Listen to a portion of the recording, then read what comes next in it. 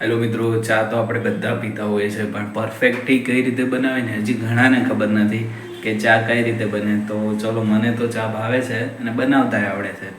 તો આપણે બનાવીએ ચા. આપણે 1 કપ ચા બનાવવાની છે. જેટલા કપ ચા બનાવવાની ને એટલું ડબલ પાણી લેવાનું. આટલું પાણી હું આમાં નાખીશ. હજી 1 કપ ભરીને આપણે નાખવાનું છે. આ બીજો કપ નાખીએ છે. બસ. હવે આપણે એને ઉકળવા દઈશું. 2 કપ પાણી લીધું હતું. 1 કપ ચા બનાવવાની એટલે 1 કપ જ દૂધ લેવાનું. એને આપણે સાઈડમાં ગરમ કરવાનું. ડાયરેક્ટ ઠંડુ દૂધ નહીં નાખી દેવાનું.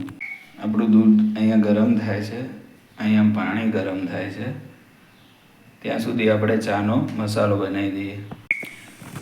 ચામાં છે એલચી, મરી, હું લવિંગ નાખું છું, લવિંગ ઓપ્શનલ છે, અને આદું.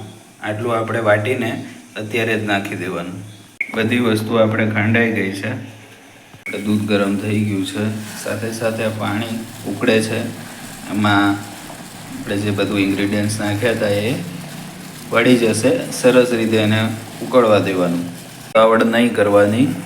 જેટલું પાણી ઉકળીને સારું થઈ જશે ને પછી આપણે દૂધ એડ કરવાનું છે. અને ચા પત્તી પણ ઉકળી જાય ને પછી જ નાખવાની છે. આ રીતે ચા બનાવશો ને એટલે તમારે 1 ચમચી જેટલી ચા ઉમેરીશું આપણે આમાં. થોડીક વાર 1-2 મિનિટ ઉકળવા દેવાનું, બહુ વધારે નહીં ઉકળવા દેવાનું. એમાં દૂધ ઉમેરી દઈએ.